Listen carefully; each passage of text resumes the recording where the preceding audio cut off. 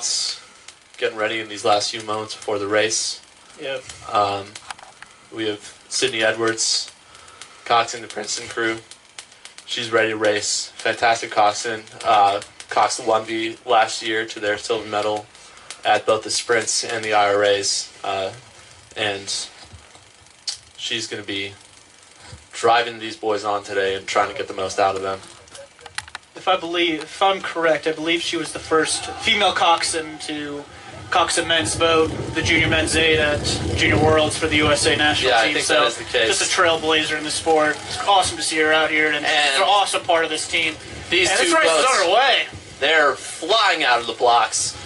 We have Princeton taking maybe about a seat on Georgetown in these first 100 meters, and they're out of the red buoys now. Princeton really giving everything they got. Marcus Jonas in the stroke seat from the UK. He's really driving up the rate.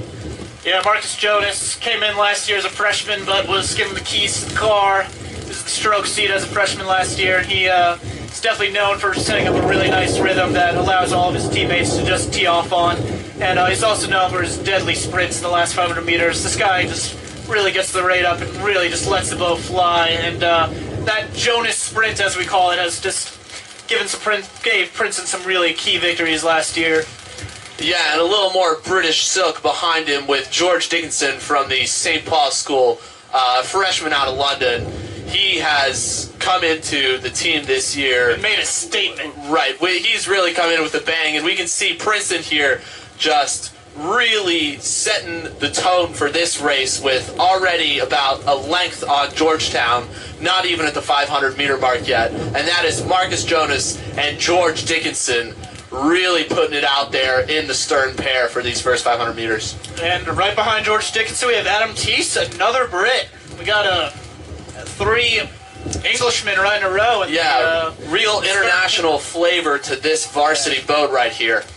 Yeah, very international in flavor.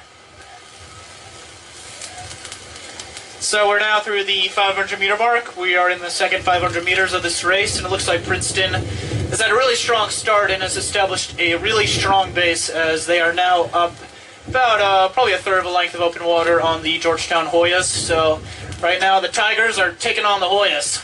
And you can see the Princeton, they really have their hands and bodies moving together. There's no extraneous movements.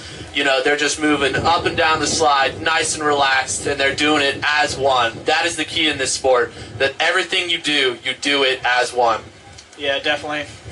We have a nice bucket rigging in the Princeton boat in between Jordy Cabanas in 4-seat, and that is David Sleer in the 5-seat. So definitely, as Theo just mentioned, it's totally key to stay together, stay as one, and that's particularly the case in a bucket when you just got 2 oars so close to each other. And that's not the only bucket in this race, Christian. We also have a 6-7 bucket in the Georgetown 1V. Now that is something I haven't seen before. This is just buckets galore. We got buckets all over the place. Yep, a real bucket fest out here today, coming through the 1,000 meters right now. Princeton, and they're looking strong. They are looking confident. Let's see if they can hold on to this lead right now. Yeah, if you don't like bucket rigs, you're out of luck, because we had a bucket fest out on Lake Carnegie today. Oh, you betcha, Christian. And Georgetown, they're going to be thinking, what can we do right now to try and get back in this race? You know, they're going to want to make a move before the 500 meters because otherwise they're not going to be able to make up this gap right now. And Princeton still staying strong. In the bow pair, we have Gianni Pompili and Charlie Quitchoff driving this boat. They are Johnny Pompili, sophomore, Charlie Quitchoff, a junior, 2 experienced rowers with a lot to offer, and they're setting this boat up in the bow pair today, looking really strong out there. Yeah, I gotta say, 6-seat Adam Teese, kind of a quiet hard worker on our team. He's looking cool as a cucumber right now. He's just looking super relaxed.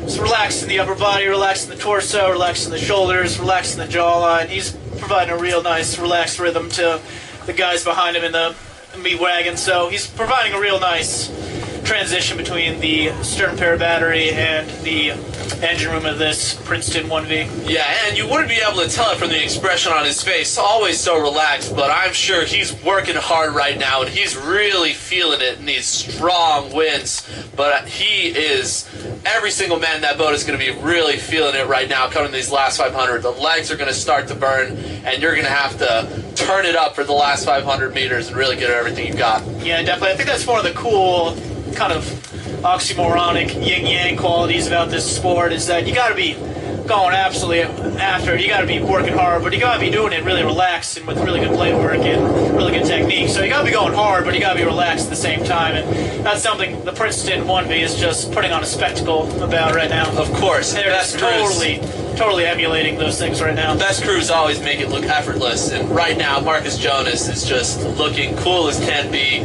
He's relaxed, he's confident, and I'm sure he's happy about how this race is going so far. Oh, definitely. And we're in this last 500 meters, and looks like Princeton now is about maybe a length and a half of open water, maybe 2 lengths of open water up on this Georgetown boat. So unless anything substantial or catastrophic happens, I think the Princeton 1V will win this race. And they're now in the last 250 meters. They're in the red buoys, and I'm sure they're going to take it up and show off that Jonas sprint. Yep, and we have Danny Hogan, the captain, in the 3 seat.